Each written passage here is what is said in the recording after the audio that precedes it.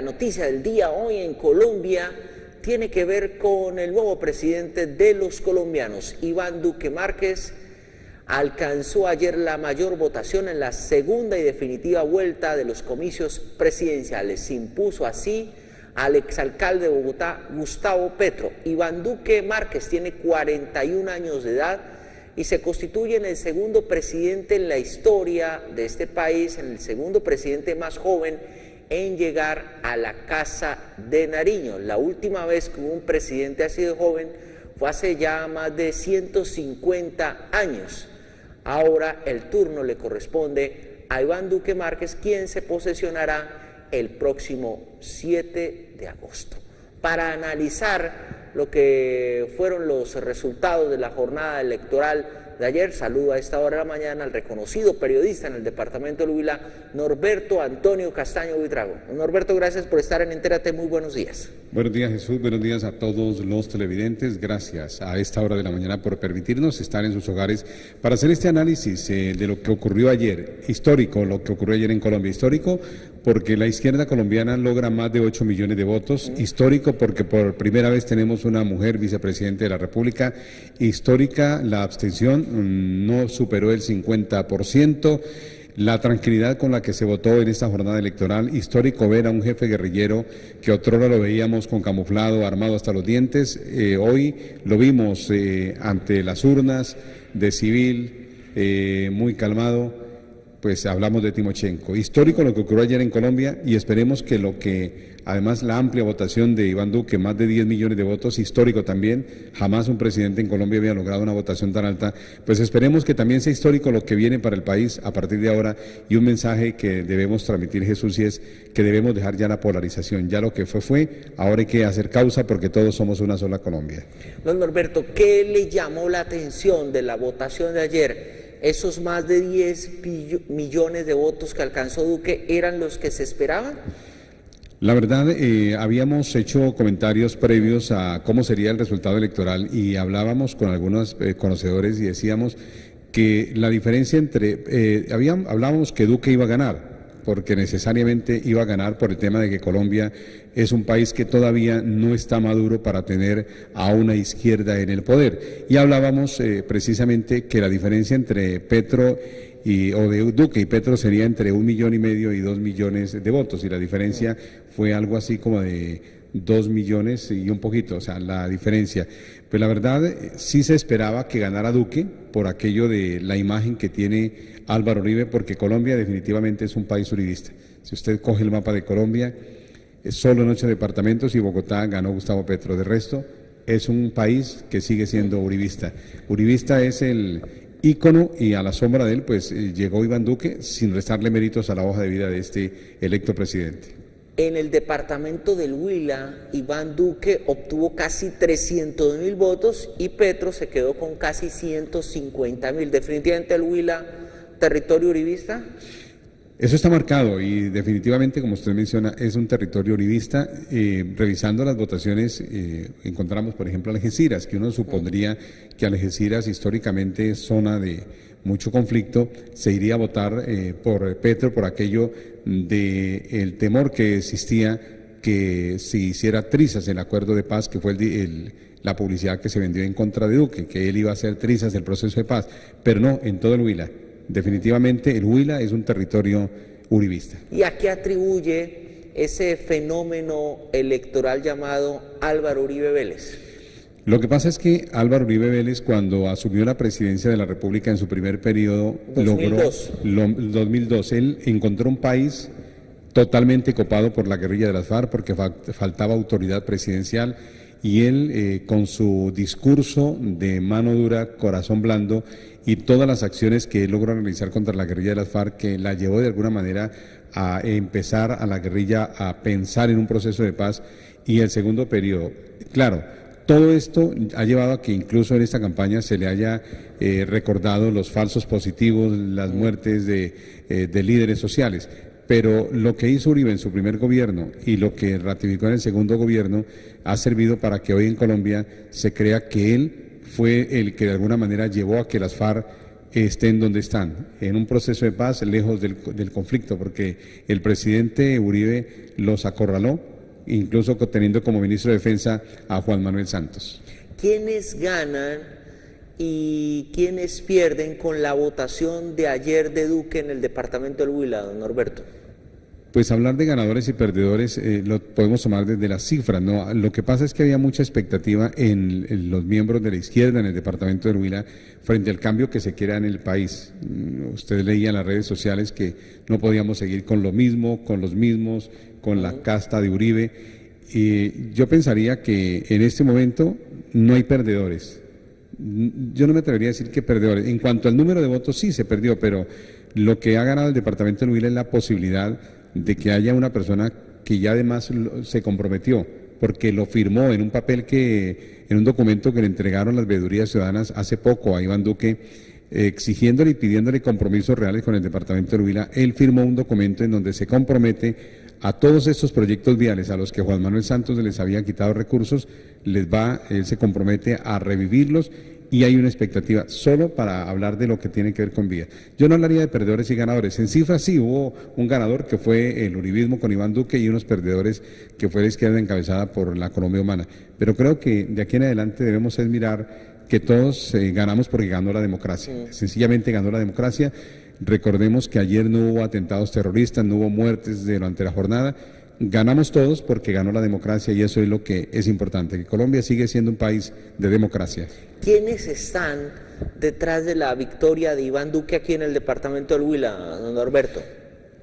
Hoy serían muchos los que estarán sacando la bandera porque recordemos que el Centro Democrático, si bien ha tenido una muy importante representación en el departamento del Huila, para las presidenciales se logró hacer alianzas, allí estaban el Partido Conservador con la electa senadora Esperanza Andrade, con su hermano, el saliente senador Hernán Andrade, estaba el representante de la Cámara Jaime Felipe Lozada y había otras fuerzas políticas regionales. Pues aquí lo que hoy vemos, el panorama político del Huila, es que hay una alianza de estas fuerzas que permitieron consolidar a este candidato Iván Duque en el Huila y al Centro Democrático, que es la figura más representativa, porque aquí no es solo el Centro Democrático, aquí para ese triunfo de ayer en el departamento del Huila se sumaron varias fuerzas políticas. Claro, ahí miramos también a dirigentes liberales. Cambio Radical, algunos llegaron allí, o sea, hubo una unión, y lo habíamos comentado creo que la vez anterior, esta misma checa que se dio para presidenciales se va a sostener para las regionales del próximo año cuando se eligen concejales, diputados, alcaldes y gobernadores. Y lo que se dice es que van a estar unidos, Centro Democrático, el sector de Hernán Andrade y el sector de José Antonio Gómez Hermida y algunos liberales y de Cambio Radical van a estar para regionales unidos. Claro, lo que viene ahora es que pasadas estas elecciones presidenciales ya todo el mundo empieza a mirar en las elecciones del próximo año. No, es que lo habíamos dicho frente a lo que va a pasar en las regiones, y no hablamos solo del departamento de Huila, hablamos de toda Colombia. En todos los departamentos, ya en este momento se está analizando qué fue lo que se hizo, qué fue lo que se hizo bien, qué se hizo mal, porque vienen fortalecer las alianzas o nuevas alianzas. Por ejemplo, en el caso del departamento del Huila, ya ayer se habla que para el caso de Neiva, la izquierda en el caso de Neiva podría tener como candidata a María del Carmen Jiménez, la exsecretaria de Educación departamental. Ella podría ser candidata a la alcaldía de Neiva por el movimiento que lidera Gustavo Petro. Ella podría ser, ya se habla incluso de mentideros políticos. Pues aquí lo que vienen ahora ya son las alianzas, pero unas alianzas que van a depender de cómo tuvieron participación en la votación de Petro y la votación de Iván Duque. En el caso de Neiva del departamento va a ser lo mismo y se habla para la gobernación que quedaría fortalecido Carlos Ramiro Chávarro, aunque él es del sector conservador y habría allí en ese grupo que se formó que definir, porque aparecería otro candidato del Centro Democrático como tal. Estaría Carlos Ramiro Chávarro del conservatismo y se habla de un tercer candidato, que tendrían que hacer una consulta o algo previo para definir candidato único de esa fuerza política que nace en el departamento de Huila. ¿Y dónde quedaría, hablando de las elecciones del próximo año, dónde quedaría la candidatura o dónde quedaría Luis Enrique Duzán, quien se dice sería el candidato del liberalismo en las próximas elecciones a la gobernación del Huila? Pues la verdad, Jesús, no la tiene fácil el senador Rodrigo Villalba, porque recordemos que él está de último en la lista de ingreso al Senado de la República, no llegó, creo, a los 50.000 votos. El caso de la representante de la Cámara Liberal, pues tampoco fue mucha la votación, y lo que hoy se afirma es que el Partido Liberal está dividido, que está mal, hablando de cifras, y pensar en tener un candidato como Luis Enrique Duzán, que es un muy buen candidato, tiene una hoja de vida brillante, pero ¿con quiénes estarían? ¿Con quién estaría Rodrigo Villalba haciendo alianzas? Pensaría en el partido de la U, pero es que el partido de la U perdió Senado y perdió Cámara. ¿Cuáles serían las alianzas? Luis Enrique Duzán la tiene difícil, e incluso ayer alguien se atrevía a decir que más bien se bajara de la gobernación de la alcaldía de Neiva, que era más fácil competir en Neiva a que competir a nivel departamental. No es fácil. No es fácil que hoy se diga que Luis Enrique Duzán sería el candidato a la gobernación del liberalismo, porque el liberalismo, muchos de los liberales se fueron para la alianza que llevó a Duque a la presidencia. Lo cierto del caso es que tras las elecciones de ayer ya todos miran en las elecciones regionales de 2019. Claro, ya en este momento, ayer mismo, pude dialogar con algunas personas y decían, ya que está marcado el rumbo de lo que va a ser el caso en el departamento de Huila, cómo se va a manejar. Falta determinar si se guarda la disciplina, porque mantener unidos a José Antonio Gómez Hermida y a Hernán Andrade, dijo alguien, no era fácil, porque lo que viene ahora es eso, o sea, si se fortalece esa unión que se dio, muy fácilmente esa alianza tendría un gobernador y, ¿por qué no, alcalde de Neiva? Volvamos a hablar del tema de las elecciones presidenciales de ayer, de los resultados de la segunda vuelta. ¿Qué tan o cómo ve usted a Gustavo Petro en el Senado de la República? Hay que recordarle a los televidentes que con motivo del acuerdo de paz firmado entre el Gobierno Nacional y las FARC, allí se acordó que el segundo de las elecciones presidenciales obtiene inmediatamente un escaño en el Senado de la República. ¿Cómo ve usted a Petro desde el Senado haciendo oposición, don Norberto? ¿Qué le espera a Colombia? Bueno, pues hay dos cosas para decir. Primero, hoy senador por haber sido el segundo en la votación presidencial, Gustavo Petro, leí esta mañana, tiene unos enredos que no le podrían permitir asumir de inmediato la curul de senador, porque tiene unos requerimientos cuando fue alcalde de Bogotá, y eso tendría que resolverlo primero, según leí, de opinión de un experto en temas jurídicos. Bueno, supongamos que Petro ya es senador de la República.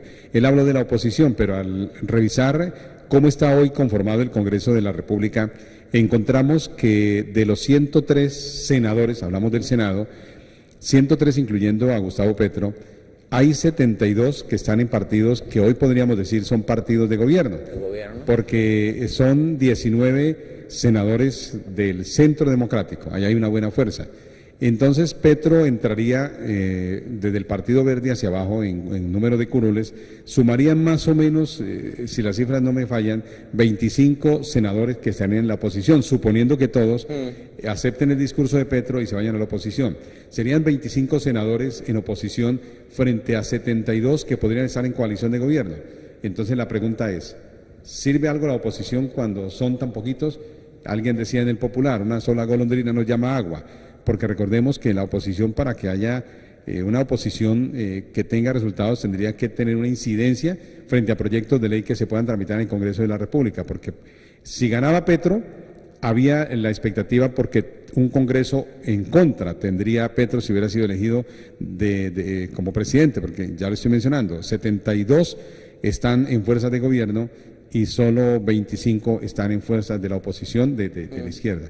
Pues la cosa no es complicada, pienso yo, en cuanto a la oposición, y es válida la posición que asume Petro. Anoche le escuchamos en su discurso que no quiere ministerios, que no quiere embajadas, va a mantener su independencia y esperemos que así se sostenga para bien de la izquierda colombiana que ha logrado algo histórico. Esos 8 millones de votos son históricos y jamás en la historia democrática de Colombia la izquierda había logrado tanto. Entonces, ¿usted cree que pues Petro no puede hacer mucha oposición en el papel? O tal vez en el papel lo haga, pero ya traducido a hechos, a temas concretos, no lo podría hacer.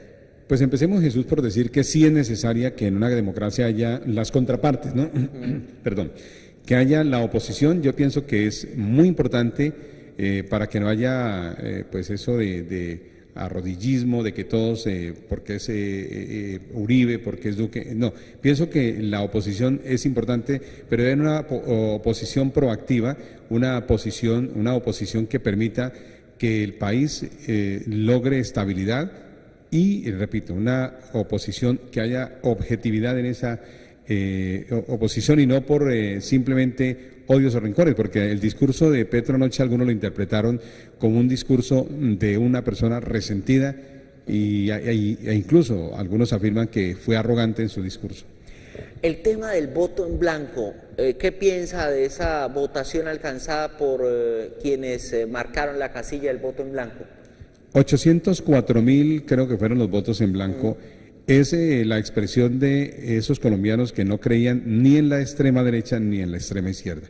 Fueron los colombianos que dijeron, es mejor quedarnos aquí, participaron por el tema de la abstención, pero es la voz de un inconformismo que hay en Colombia. Ni uno ni el otro. Esos 804.000 votos marcan eso, que hay inconformismo en la clase política colombiana. Pero se esperaban muchos más.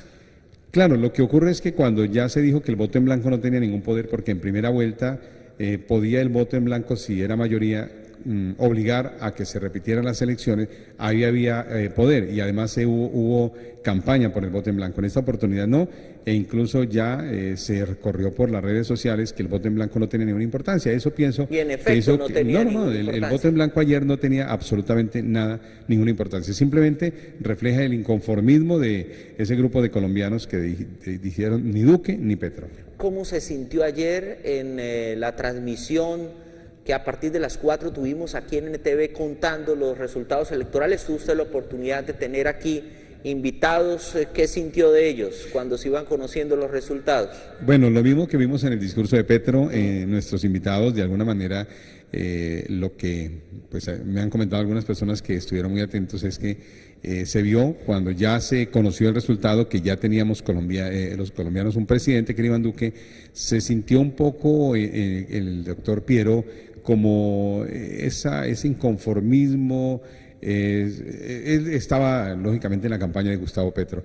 No, nos sentimos bien y además pudimos transmitir de manera inmediata los resultados, que esa era la idea, que a nivel de la región los huilenses y los habitantes de esa región que sintonizan en NTV pudieran tener de primera mano la información con un canal regional que es propio y así lo logramos.